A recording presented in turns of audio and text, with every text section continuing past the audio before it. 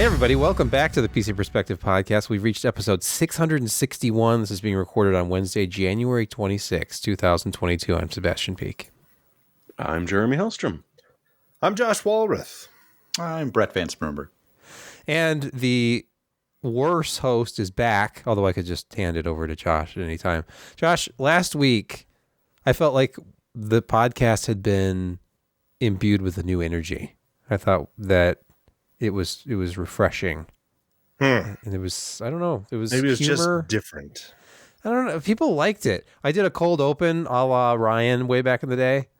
Mm-hmm. Yeah, I picked like a funny moment, and then right at the punchline, you were like, "Hey, Sebastian," and I didn't answer, and you're like, "Oh, never mind." And then the music starts.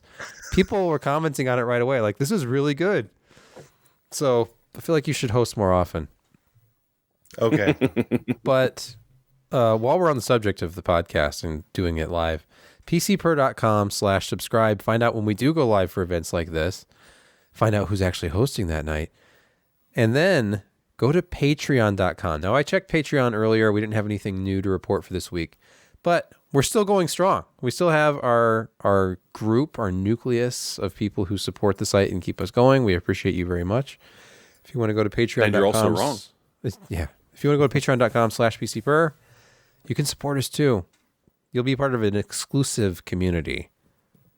And you have to be there to really experience what that means. There may or may not be a secret handshake. Who said it involved hands?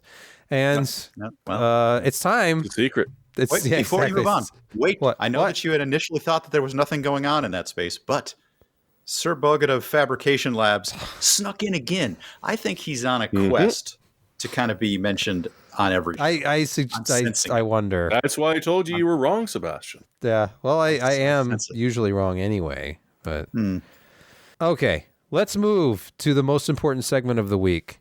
F graphics cards. Forget about shortages. Josh Walrath. Or do you prefer Walrath? Do you like to kind of... No, Walrath is fine. Walrath? Okay. I don't know. I don't even know how to pronounce my name.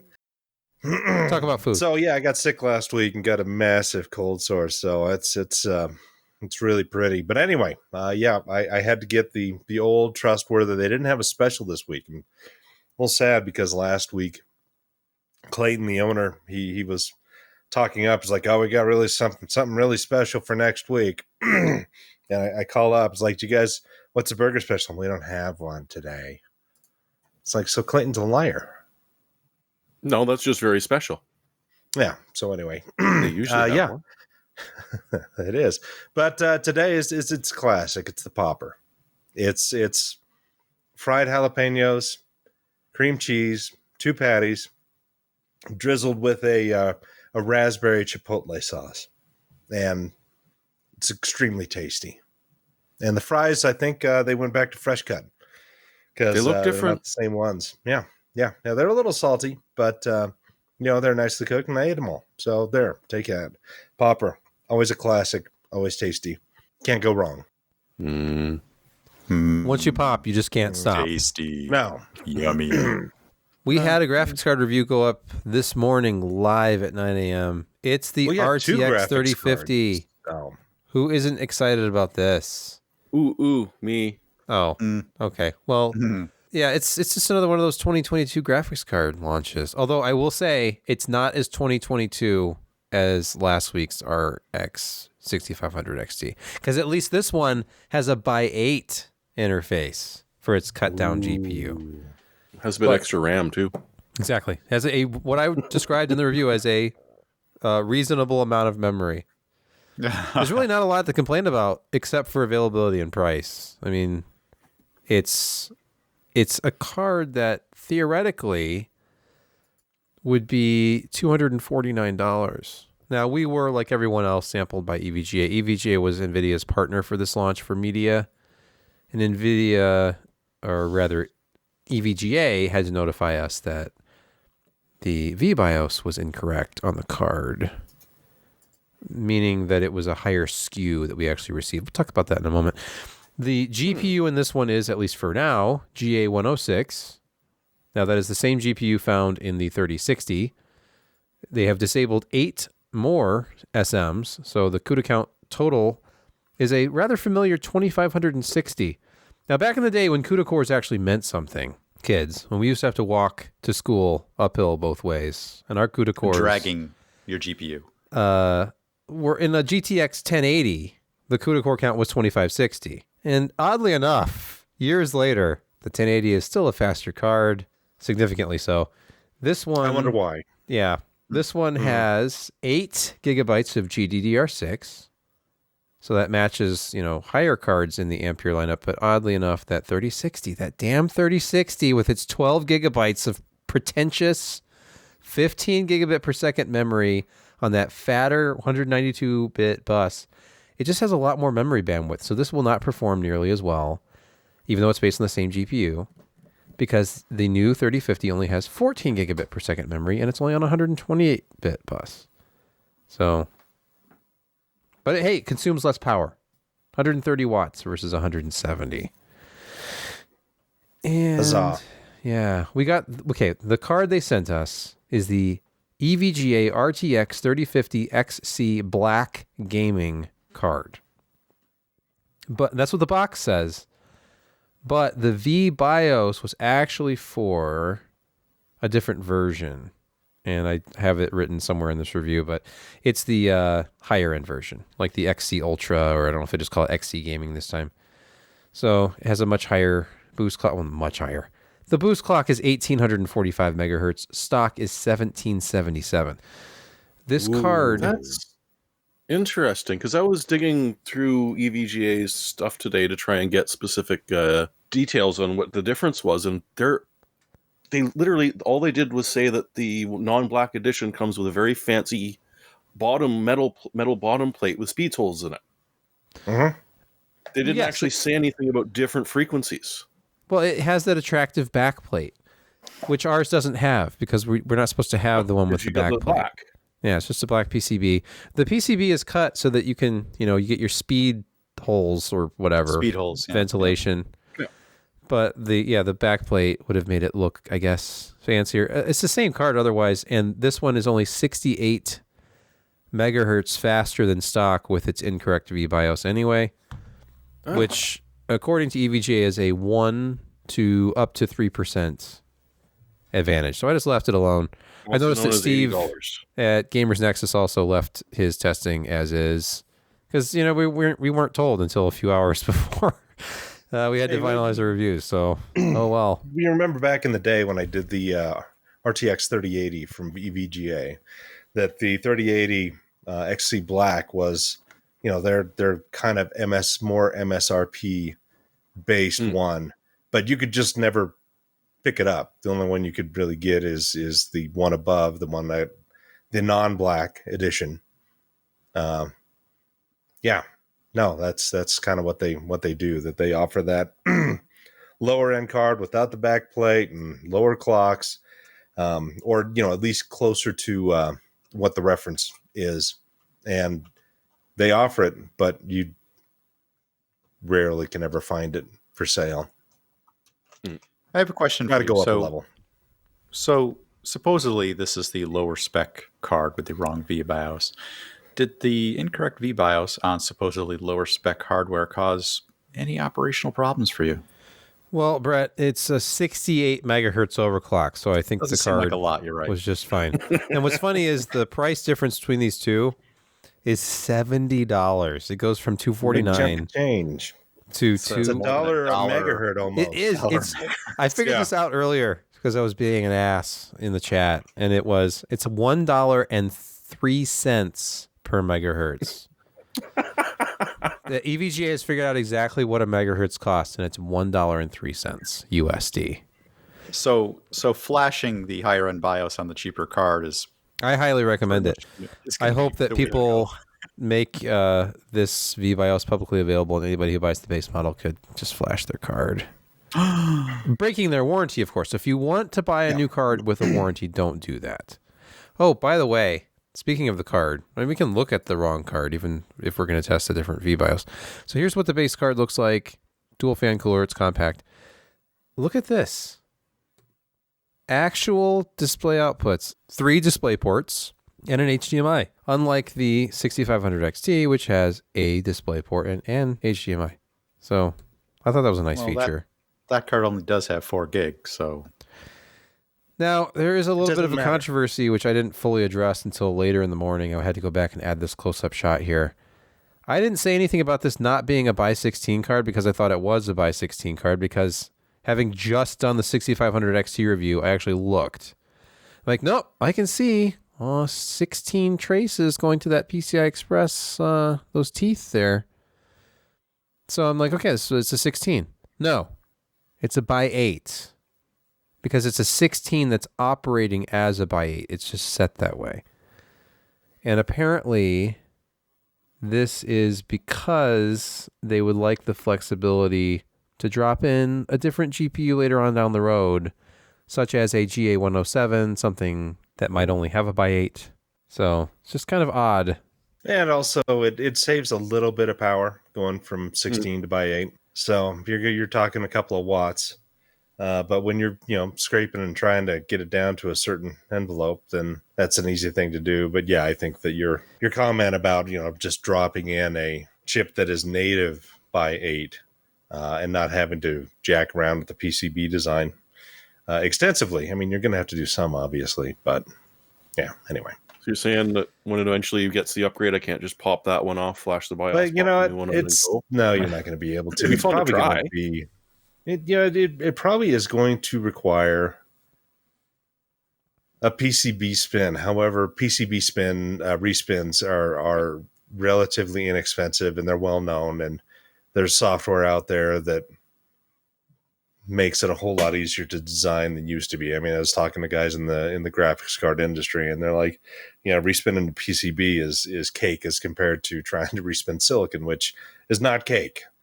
So you can do multiple revs very, very quickly with PCB designs, even something, but this one is not as advanced because it's by 8. It's a 128-bit memory bus. It doesn't require a huge amount of power and all the power and ground traces and whatnot that, having a lot more phases involved would require. So yeah, no, it's cost cutting. It's multiple things. So yeah. Carry on. Really sorry about that segue. Josh, it's putting cards in the hands of the gamers. That's what they're doing. Is it really though? And I guess we'll find out tomorrow. Exactly, because as we're speaking, it's not even for sale yet. The review embargo was up this morning. The cards don't go on sale until tomorrow morning. So I'll have to update the review with a screenshot of all the out of stock Newegg listings tomorrow. So here's what it's going to be is they're going to have their usual shuffle, but with all these cards at their actual MSRP prices. They do that for one day. So check out your shuffle. See if you really want to spend your scratch. And if you resell it, you're just a bad person. Don't take advantage of the Newegg shuffle to buy stuff at MSRP and then flip it for twice as much on eBay. You are contributing to the problem. Wait, unless I just gave you the idea, now you're going to do just that. Yeah. Some people have bills to pay. That could pay next month's car payment. NeoSeeker listed all of the MSRPs in one little list. So yeah, there are a handful that are $249. There's the one like you mentioned that goes for $329. Asus, their OC editions go for up to $489. See, that's just ludicrous. It's insane. That's almost twice the price. So EVGA at least is, like if you go to the Newegg Shuffle and they list out an EVGA card, it's about $100 more expensive than what it usually is. But like Asus, MSI, Zotac, they're all $150 to $200 more than MSRP. And so those guys really, really are proud of their cards. Mm-hmm. Mm-hmm. Yeah, Zofac's got a $400 one. Here's that the article. Wait, what? Price differences are just bizarre. XFX doesn't have an NVIDIA. Zotac has one for $400. Like, that's just obscene. Going from literally $250 to $490. Wow. Yeah, the XC Gaming is the EVGA that we actually tested technically.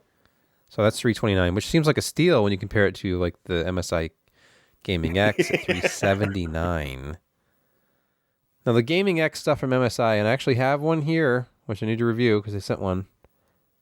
Typically have slightly higher overclocks, but they do have better cooling for the most part.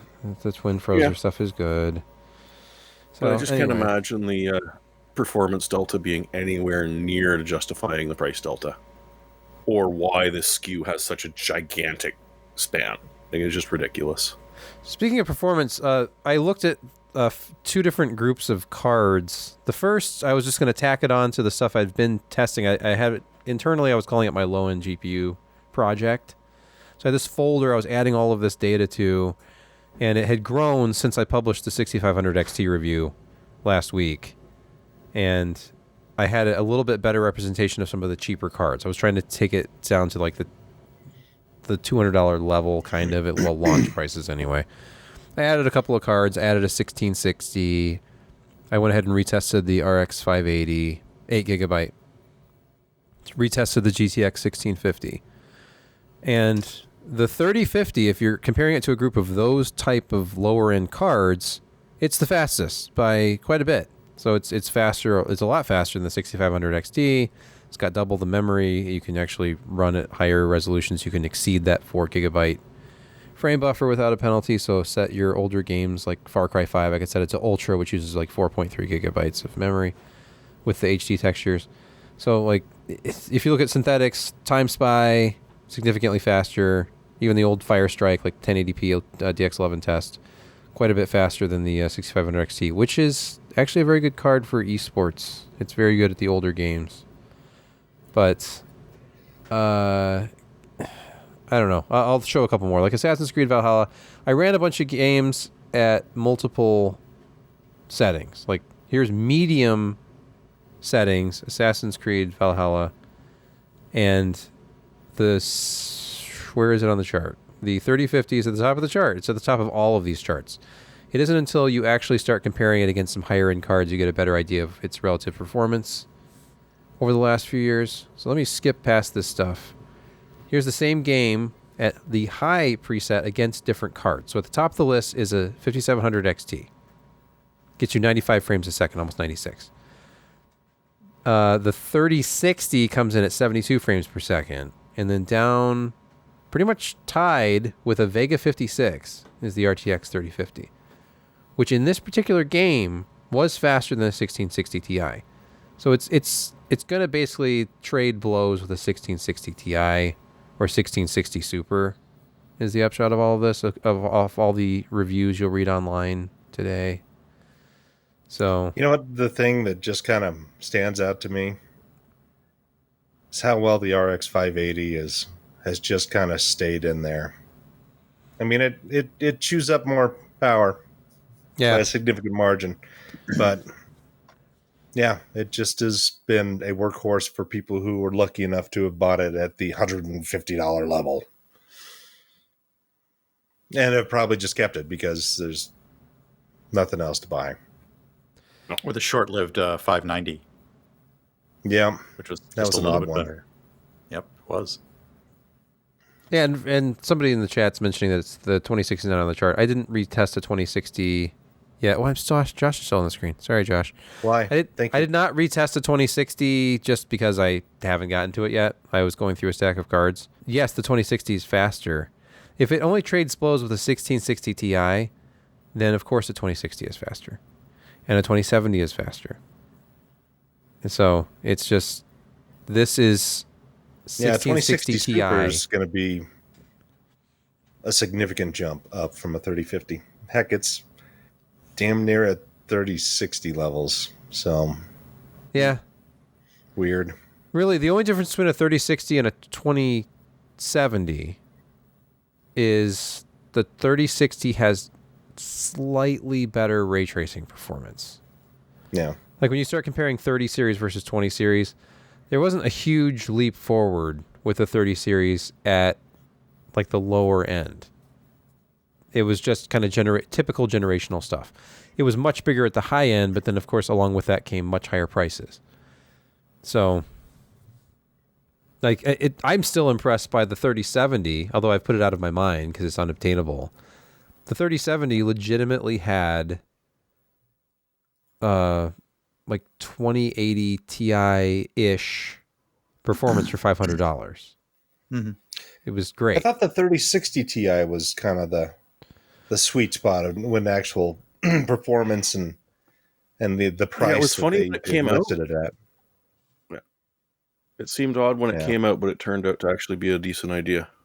Yeah, for $399, which was the launch price of the 3060 Ti, allegedly, for it to be as good as it was like 2080 kind of level of performance for $399. A little bit better, I think. Yeah. So, but hey, it's all in the past. 3060 Ti is the best Ethereum mining card on the planet. So it's just never going to be available until Ethereum crashes to nothing, which I hope is coming. Although, unfortunately, I see things are trending up again, which makes me... I don't know. Hasn't it been long enough? The last time this happened, like 2016, 2017, it was over by the end of 2017, and then we just kind of forgot about it. And, it only lasted like 6 or 8 months. Yeah. Yep. And now... But now it's... Should we talk more about this or move on to our next exciting topic? Yeah. I think that we've kind of got this covered. I mean, it's a solid card if you can pick it up. If you could buy this card at $249, you'd be getting something that's about the performance of a 1660 Ti-ish. Actually offers ray tracing performance, which I haven't tested yet, but I'm thinking, even if you just do the DLSS stuff, that's going to get you better frame rates. Mm-hmm. It's going to get you playable frame rates in any current game. It doesn't draw a lot of power. This is a nice, cool, and quiet card. 8 gigabytes of memory. Nothing really to complain about. It's just not... I think that when it actually hits the shelves tomorrow, we're going to find this is another NVIDIA launch where someone's going to figure out how to defeat the light hash rate, and it's going to be $700. Moving on. G-Skill, Asus, they raised the bar. DDR5, we've talked about the performance of DDR5. It's just not worth it over DDR4. You can get DDR4 4400, man. 4800, maybe. 5000. Well, what about 8888? DDR5, 8888, CL88. All the timings were 88. All the timings. This would be a very popular benchmark to own in China. But yeah, it's a little bit wacky. I mean, there's hard to write too much about what they did other than, it was liquid nitrogen with a fancy new Maximus Apex motherboard that I haven't really seen reviewed anywhere. And beat the previous record by over 100 megahertz, which is also not too bad. So, I mean, the frequency is going to help with those timings a little bit, but still, that's a pretty loose car. Are you saying that it's promiscuous memory? DDR5? Obviously. Gets around, huh? Who wouldn't get excited? It's up and down and rising and falling all the time so fast you would not believe it. I mean, there's got to be some kind of hidden subtext to CL88, 88, 88, 88 on DDR5, 88, 88. I just don't know what it means. But that's really fast. Unfortunately, more. Yeah. I just don't like that you have to use liquid nitrogen for this. I just want to use, plain PCBs with no heat spreaders and just get these kinds of speeds. But apparently that's not going to happen. No. Maybe I'm just saying that because the only DDR5 Intel could find to send me, and they actually had to, apparently pull some strings and get some stuff for reviewers, is what looks like pre-production Micron stuff on green PCBs with no heat spreaders. So, and it's the base 4800 speed. Sometime I'll have to pull out my my DDR that got passed to me at Comdex back in, oh good Lord, when was it? 2001. That it's kind of interesting stuff. The pre-production things that. Oh, but it's nice to see. You can go on Newegg now and actually buy DDR5 memory. For multiple types but you're still paying $350 for like 5200 speed, 32 gigs. But it's available, and you don't have to get it through the Newegg shuffle. Really? Yep. You can Josh, actually you go are out telling and buy the truth. DDR5. Josh tells the truth. Look, No, memory has Newegg.com survived. right now, live on the internet. Let's see how much is this stuff. Here's a pair of G-Skill Ripjaws. It is 32 gigabytes of 5600 DDR5, $400. You can buy a single stick of Crucial 16 gigabyte, 4800 for $175. I wonder if the timings are better on that one. That's probably 38. I think CL38 is the standard. Almost everything is CL38 that I've seen. Yeah. Where are the specs? Should change relatively soon. Scroll down. Keep scrolling. Okay. So there you go. Now click on specs. Have you ever used Newegg? 40? CL40? For $175. Yeah. I'm not saying it's cheap, but it is available now. Rambus so if you want to build your 12th gen Intel with DDR5, you'll pay out the nose, but it's available. Speaking of semiconductor shortages. Oops. Jeremy wrote something about are they actually fishing? Like are we deep sea salvage reclamation for ICs now? Oh right, you're a vegetarian. You wouldn't get that, would you? I mean, I eat fish. Fish and chips. Well, yeah. Crying. I thought it was merely like a cheap as chips thing. No, okay. No, it's certainly not cheap as chips because chips ain't cheap anymore. Oh. Yeah, there was a Toshiba fab in Japan got hit by a 6.6 magnitude earthquake over the weekend, damaging, of course, their lines and injuring actually quite a few employees, which is kind of horrible. So they're not one of the ones that do a lot of what we're looking for. It's more the automotive and industrial applications that they do, but you're still going to have some of their production is probably sitting in a motherboard somewhere or on a graphics card, or at least it would be if they weren't shut down. And since chances are there's going to be some aftershocks, it's going to be probably a week before they even start looking at putting things back on. So yeah, this is just another addition to the horrible cascade of horrificness that has become our supply chain. And so along with that was some news out of today that Sarah was talking about a bunch of the suppliers based in America, where usually at this point, back in 2019 or so, they'd have about 40 days worth of inventory on hand at any time and figure that, if it dipped below that, they have a serious problem on their hand and they need to solve it. Apparently, you're lucky nowadays to have 5 days worth of chips supply on hand, which in a just-in-time inventory environment is not going to be just in time. So we're going to see even more plummeting supplies. Of course, at the same time, demand, which was expected to, just sort of putter along and be very, very low, never really was. Demand has outstripped supply for a long time, and demand keeps on going up, which means the prices get to go up, which means that some of the suppliers are charging a little bit more for what they're supplying you with in the form of raw materials because they know how to do it. And of course, all of this is happening for the vast majority overseas, so there's very little you can do about it other than, tone down your demand or not. So U.S. government is hopefully going to pass a $52 billion bill for grants and incentives to help expand domestic fab capability down there. Problem is that, without delving into the politics of it too much, the U.S. has a very bad history of successfully rolling out these fabs that they promised in any sort of timely manner.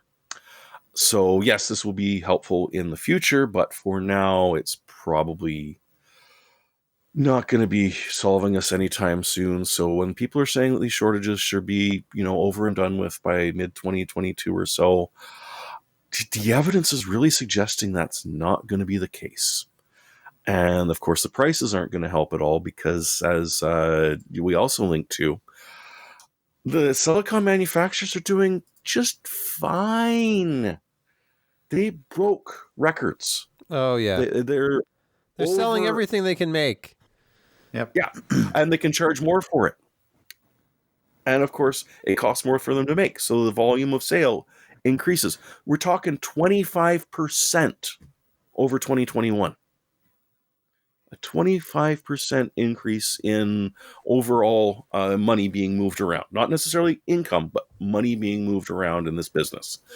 It's sheer insanity. And as Josh was kind enough to point out, it's the memory makers that are doing wonderfully because they've actually somehow been able to keep their supplies going.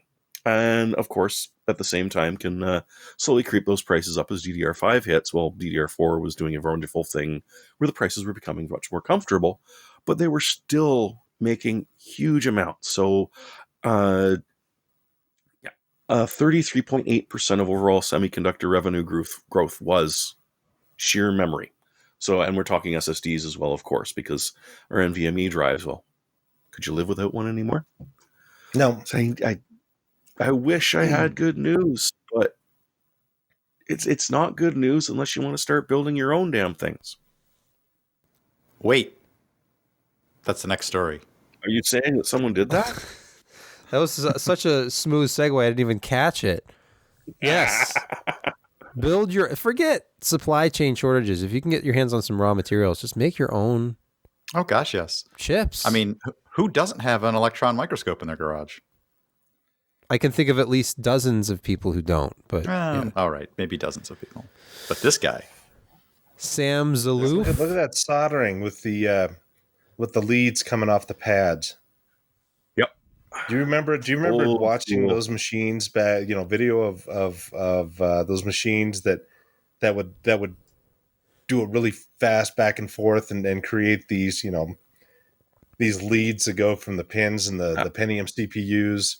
They're almost before they weaves. did flip chip type stuff, and you could only have so many leads, obviously physically. But yeah, look up those videos. There was some neat manufacturing things going on back in the day, but I don't do it anymore because it doesn't make as much sense.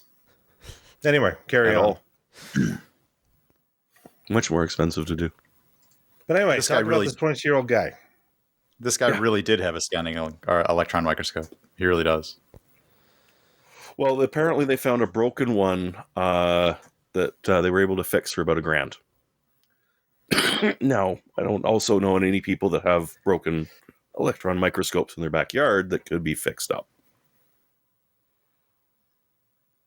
But yeah, he sort of looked at some of the old stuff from Bell Labs and Fairchild Semiconductor, where people are literally building stuff on workbenches. The clean rooms weren't a thing back then, and frankly, didn't necessarily need to be as much as they do now. No, because a dirt gets on a silicon wafer at that, you just scrape it off.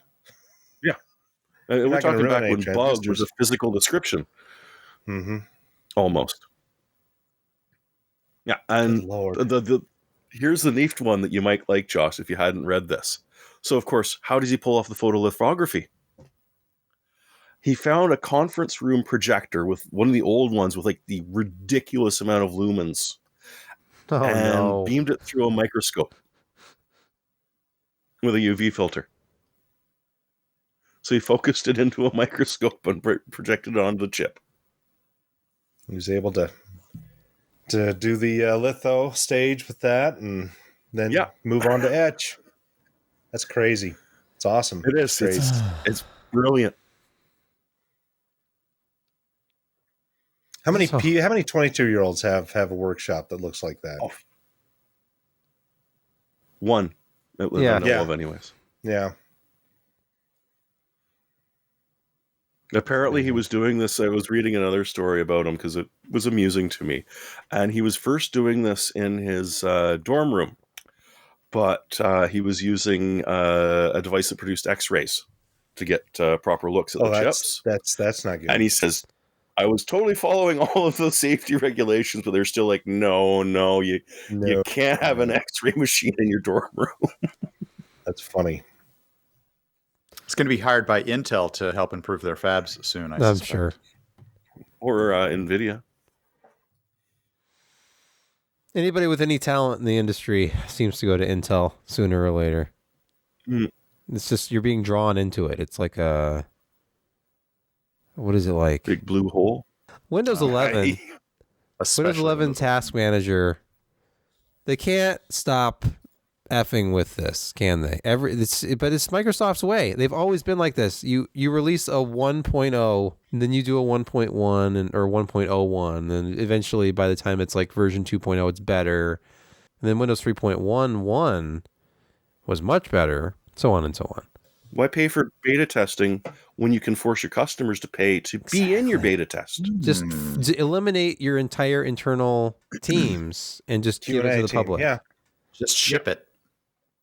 And so Windows 11, the beta OS that people think is actually a shipping operating system that they're paying $100+ for OEM licenses for, it continues its development with the latest beta build of the beta OS. We have a redesigned task manager, so look forward to that. It's fluent. It's part of their fluent design. Rounded corners. It supports a dark mode. Vital, but most of the time I use it to shut down hung applications. Ding, ding. My QLC full. Let's pause here for a word from this week's podcast sponsor. Hey, what can you do with more hours every month? Probably quite a bit. When you spend time with repetitive typing, little mistakes that add up, and searching for answers, they're all taking away from your precious time from you and your team. With TextExpander, you can take it back so you can focus on what matters most in your business. With TextExpander, you and your team can keep your messages consistent, be more productive and save that precious time, be accurate every time. Make work happen wherever you are by saying more in less time with less effort using TextExpander. You will never need to copy-paste repetitive responses ever again. Keep your knowledge at your fingertips with TextExpander's quick search and abbreviation expansions. TextExpander is so easy to use. Drop your commonly used content into a snippet, give it an abbreviation, share your snippet with your entire team. Trigger that snippet by typing a few characters and the content expands anywhere you type. Easy. TextExpander is available on Mac, Windows, Chrome, iPhone, and iPad. Show listeners get 20% off their first year. Visit textexpander.com/podcast to learn more. We're back, and we're going to talk about malware because we're not depressed enough already. Although this looks like it might be this isn't malware. This is a piece of hardware. It is a piece of hardware. Yeah, you thought the electron microscope was expensive. This looks small. How could it be expensive? It's tiny. It's Pico. Why. It's very tiny and very heavy. Can you skip it across the leg? As long as they don't catch you. Okay. Because it does look like it would work. Yeah. So this, the headline over at Hackaday sort of put it, which is, or the lead rather at Hackaday put it, which is because what this is describing seems like there's no way in hell that it can work. They're saying that they've got an almost 100% accuracy rate at identifying currently running malware on, in their case, a Raspberry Pi, by monitoring the EM emissions created by said Raspberry Pi. Doesn't really sound doable now, does it? Well, here's the thing, is that they hooked up this picoscope and a signal amplifier and a field probe to a Raspberry Pi and wrote some custom programs, which you can get on GitHub, but is only going to work for this $10,000 oscilloscope. So if you want to try this on your own, you're going to need to either fork up or see if you can rewrite it for something a little less expensive. You might not be able to do it anyways, though, because it has to be pretty sensitive. So they ran through and picked a whole bunch of the old favorites like Mirai and Gonna Cry and Key Sniffer, and monitored what the EM signatures looked like as it was coming off of the Raspberry Pi while they were running. They then also ran tar and grep and a whole bunch of other stuff that is perfectly legitimate, but is also heavy duty enough that it is going to create some EM emissions.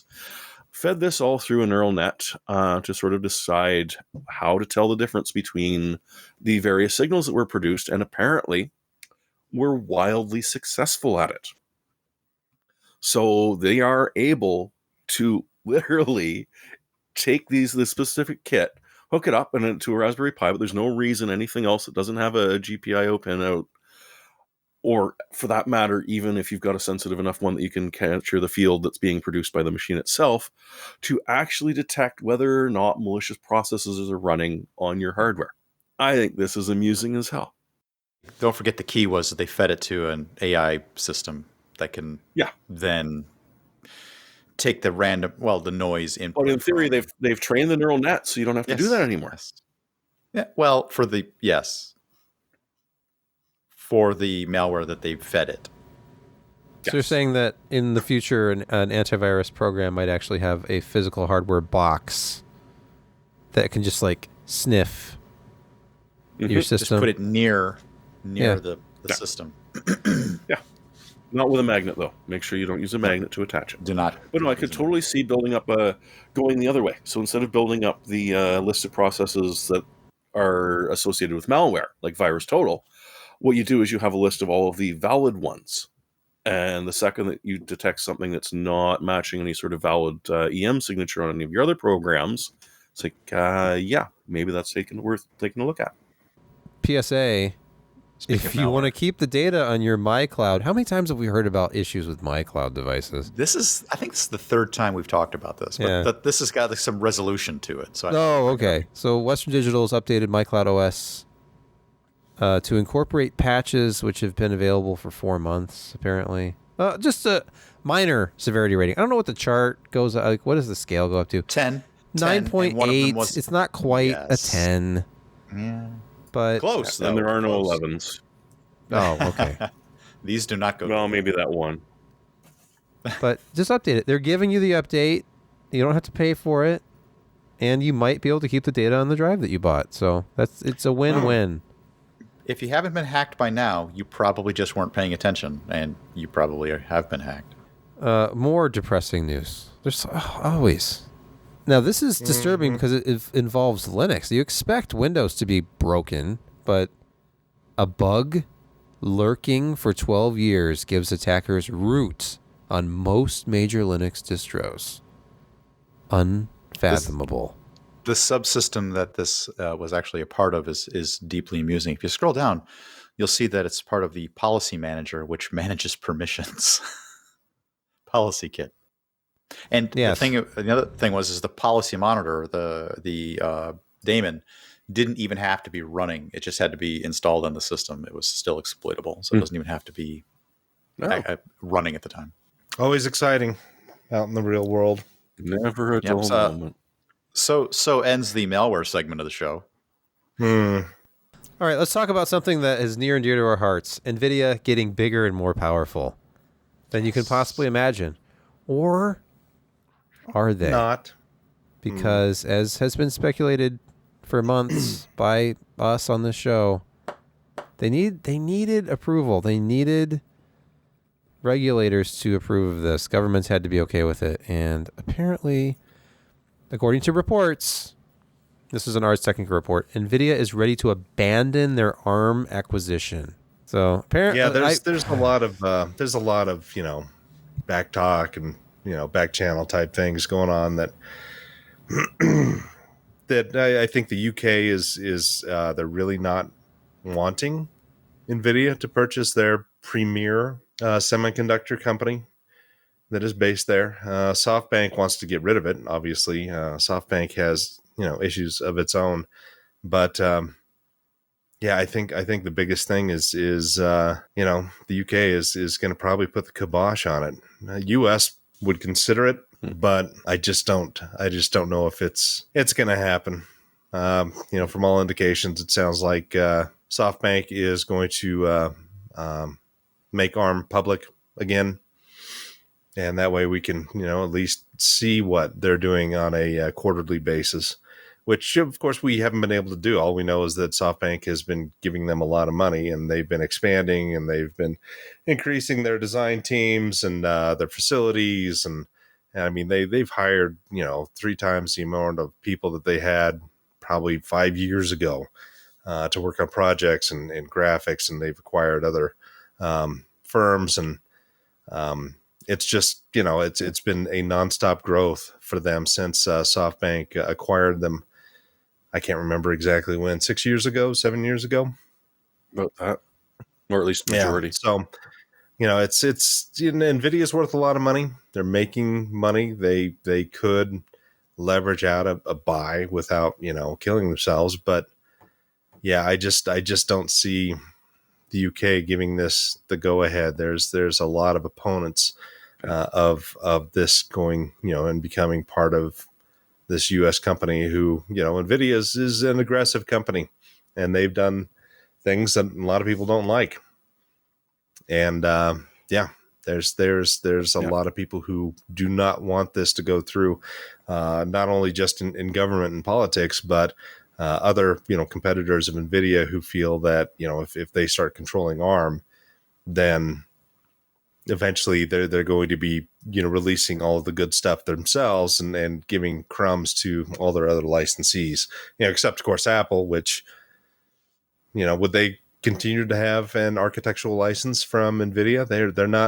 They're not very close in terms of friendliness between those two companies. But Jensen promised. Yeah, I know. Yeah.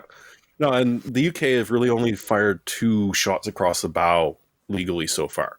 They haven't really gone deep into the, defense side of it or the antitrust side of it. There's one was because they might get NHS data, and I can't recall what the first one was, but it was more of a labor thing that you might lose some jobs to the US. So they hadn't even really started seriously fighting this yet. And obviously and it's obviously going to cost NVIDIA money to show up in court.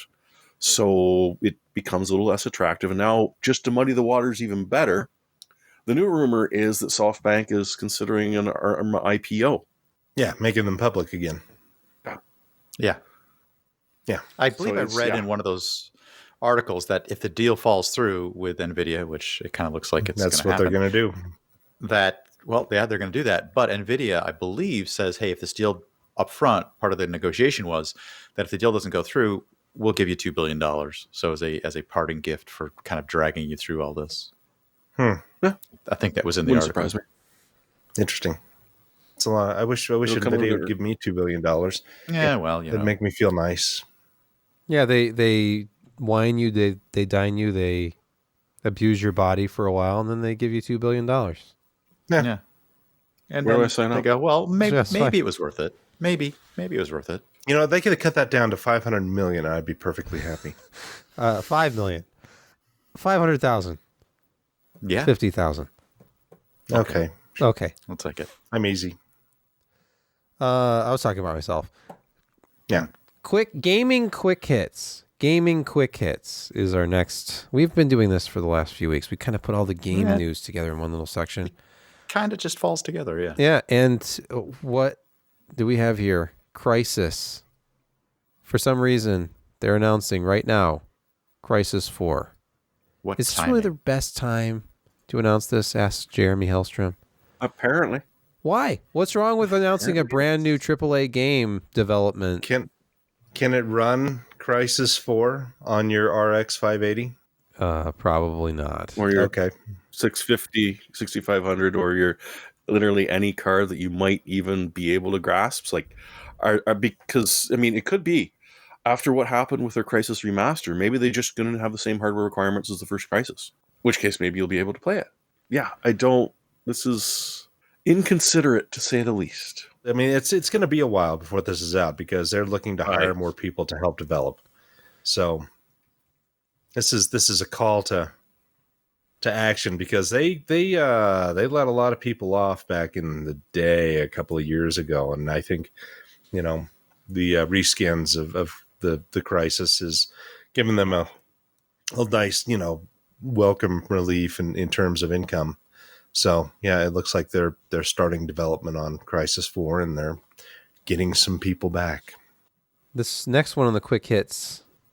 Who's the Surviving Mars fan? Never heard of this. No, I definitely love the game, but I think Brett put that one up. Oh, okay. I did because this is 11 items for pay at least $10. This seemed like a great deal for. I love the bundle entertainment because because you love Windows only enterprises like Humble now. I really do. I doubt it. What are you going to do when Humble stops supporting the Mac, Brett? You know what? I'm probably just going to have to play on Windows. That's probably what's going to happen. I do play games on Windows. You're just okay. Sure, prove it. I do. Stream a game on Windows sometime. I am very bad at Dying Light, So there you go. Oh, Been playing okay. a fair amount of that lately. By the way, since when did we a little put more relaxing than since when did we Dying get extra picks of the week by pretending that these are gaming quick hits? That's very funny. And I picked this out of one of Jeremy's also rans, so I didn't really come pointing up with this totally by myself. Pointing fingers at Jeremy. I see how it is. Let's go to a real this is a good gaming deal. quick hit. All right, let's hit it. Steam Deck will begin shipping on February 28th, according to this is PC Gamer. Lying liars that lie. Well, the first emails they're supposed to be going out on the 25th.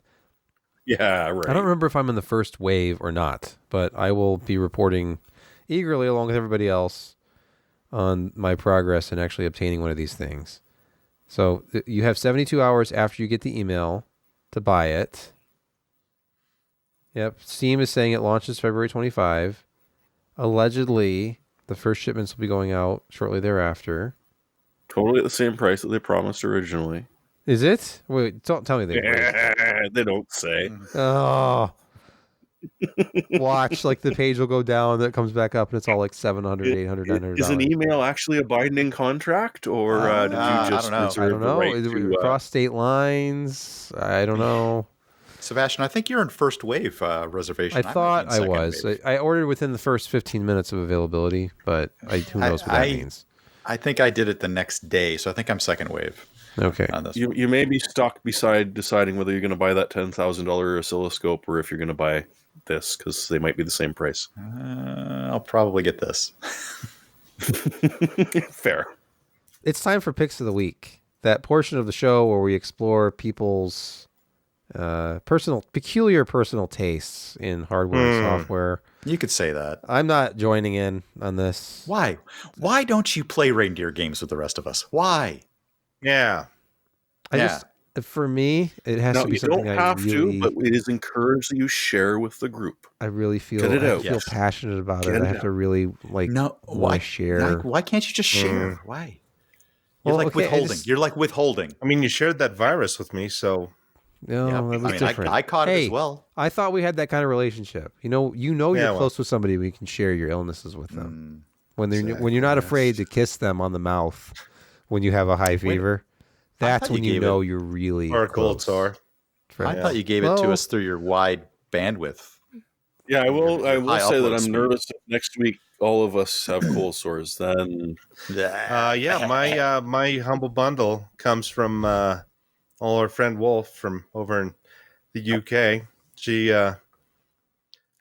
pointed this one out. So it's like 27 pretty good books that, if you're really into a lot of this stuff and security and cryptocurrency and cryptography, all of these things, blue team, red team, for $18, this is a massive, massive bundle of a lot of reading. Wireshark for security professionals. Any network guy needs that. Mitnick, Schneer, all these guys. It's kind of interesting reading material for not a whole lot of money. So there you go. Thank you for reminding me. I was going to buy that earlier this week, and I totally spaced it. I spaced it. Jeremy's turn. Well, if you're going to... And this will bundle nicely with Josh's pick, because if you really, really want to sort of get into the nitty-gritty of hardware security and computer hacking and everything, you need to know about the bizarre languages which exist that you probably really don't know about. I mean, you've probably heard of Intercal, which, just literally hates you because it turns every simple argument into like 3 or 4 arguments before you can make the single one, and gets really mad if you don't use please enough or too much. But there's some other ones that I've forgotten about, like Whitespace, which was one of the ones that I put the example, where you can write an entire program in tab, space, and line feet, which means you can actually, as long as you're not running a Python program, hide an entire program inside of a program using Whitespace that is unreadable to the human eye apart from the fact that there's some blank space in the middle of it. There's also some more of the amusing ones, like Rockstar, where you're sort of literally writing a song for your code. Or, if you prefer Shakespeare, there's an equivalent one for that. There's just a lot of bizarre programming languages out there that you might not have run into that honestly you should know about. It's kind of sad that no one's put together an entire book that delves into them all, but the link to Hackaday that I posted up has links to just about has links to all of them, and that delve in much deeper into how these all work. And it's just wonderful to see the wonderful and bizarre ways that humans interact with computers on purpose just to mess with people's heads. Would it be embarrassing if I said I had a portable screen fetish? No, it's fine. Everybody's okay with that. Actually, no. Okay. Well, I'm okay with it. I actually spent time building. I actually spent time building portable screens, tearing down old 17-inch monitors, putting in high-resolution 16:10 screens and interface boards, and creating stands for them and portable, ways of moving them around and stuff like that. So I got this as a hey, go look at this, because certain people knew that I was into these portable screens, and this is a pair of portable screens for under $400, with an additional $25 coupon, a pair of 1080 fold-out portable screens that you can slide into this plastic back sort of holder when you're not using them. And I think this is just a grand idea of expanding your screen real estate on the go. I love this idea. Do you remember the triple screen laptop from, I think, CES a few years ago? I do. Yeah, the one that was stolen. Yes, I do. But this is so much better. Nothing could be better than triple screen laptop. This is $360 about. This is great for that. Okay. Pair all right. 1080 monitors that fold into the back of it. I think it's really great. I think it's awesome. Maybe it's just me. I don't know. Does it add anything to the carrying weight? No, it's totally free. You can't even feel it. Okay. It's feeling. It doesn't add anything to the thickness either. It's just disappears. It melts away. The pounds just melt away. I started a joke blog about the triple screen laptop back then. It was like triplescreenlaptop.blogspot.com or something. But I wrote this news post when it was stolen. Oh my God. This is January 10, 2017. Looks a little familiar, doesn't it, Brett? Well, What was the price tag on this, the thing that was never released? They never released it, so there's no price. There you go. So your argument is moot. They offered $25,000 for its return. The CEO went on Facebook to complain about this. Man, I thought I linked to my own fake blog. Oh, well. Wow, you were really into the tags back then, weren't you? There are definitely efficient ways to use one monitor, but three is so much better. I just noticed that. Three screen. Yeah, why would I make a tag for three screen? Yes. Theft. Like that ever I used the tag stolen. Theft stolen. You actually doubled up. I think it's just every word in the article had its own tag. BBC. Of which there's still only one article. Yeah, the CES makes sense. But laptop, multi-display. Well, there were two posts about Project Valerie. 4K. Gee, I wonder who wrote the other one. Oh, there it is. I see. You're the only person that's written about it, and you've written about it twice and set up a fake blog post. Yeah, I was trying to show up interest. I think you probably have it hidden or in there somewhere, don't you? Whoa. Our 2017 CES coverage was sponsored by NVIDIA? Those aren't weird about looks. That's just jealousy. Boy, when's the last time I went to CES? I can't remember. Would have been about then. Yeah. Kind of missed the nightly, CES blogging. Yeah. Get on the couch, get with microphones. Mm-hmm. Yep. Didn't know how good we had it. I miss it. Available graphics cards. Oh. Conferences to work we go to. Ryan spending money to get us out there and feeding us. Yeah, that's true. You can't even show up in person anymore. Anyway, we appreciate you peoples out there listening to our podcast, watching live. Hopefully people are watching dead. No, that doesn't work. Not as many dead people listen. Not as many. That's a Not as diminishing population. Correct. Or maybe increasing. I don't know. No, it's growing. But anyway, it's growing. This was our podcast for January 26, 2022. And with that, we say good night. Adieu. Good night.